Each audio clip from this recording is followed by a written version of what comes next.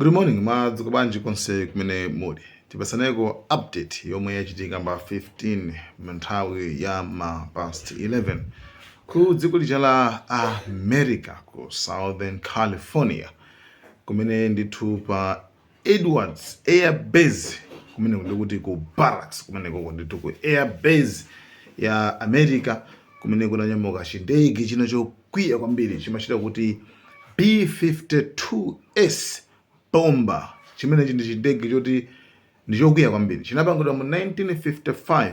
chindege chimene ndithu chimapirira kuyenda mtunda wa 14,000 kilometers popandanso kuchithiranso mafuta asoyayi chimayenda chimene ndithu chindege chimene ndi chindege choopsa chinapangidwa ndi design yonyamula chikuti chizinyamulira manyukiliya eyatu chindege chimene anachipanga design kuti chizinyamula manyukiliya.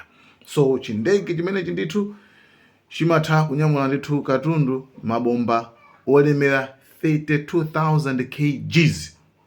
Sindege yachisamawaya nde imene ndithu dzulo inanyamuka ndithu kuchoka ku California kunyamuka kumapita basi kazo dono kuyenda izi ndizi kenako few minutes chitangonyamuka ndi china za pezeka ndimena chafoira basi to kugera pansi kenako ndithu anthu onse 8 crew members anthu onse 8 amene anali mndege imene ndithu basi afa apyera pomwepo onse atha kuti amen.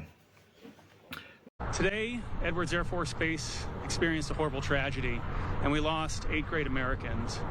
This crash is deemed to be unsurvivable, and right now, our thoughts and prayers are with the families of those that lost their loved ones. We're sending teams out to notify the next of kin right now as we speak, and those next of kin notifications will take place over the coming hours and remainder of the day. So azifufuza kuti nanga chinachitika nchani. I hope kuti abasangaganize kuti ndi Iran. Amen. To California. So zikadziwika then alongosola komabe mongopenekera kwambiri actually it's just mechanical fault zina zake zovuta. So anthu okwana 8 onse ndithu amwalira afera pomwepo kumene ndithu ku America. So nkhani ndimeneyo guys, before pasana nkhani imeneyi. Thank you so much. Malawi and cameras. Sadly, there's not much left of this massive B-52 that crashed shortly after takeoff from Edwards Air Force Base up here in Kern County. You can see the first responders that are here now. Not much information has been provided just yet. This happened around 11:30 this morning. No word on how many souls might have been on board or if there's any survivors, but you can see what is left of that plane. There was a massive black plume of smoke that could be seen for miles shortly after the crash.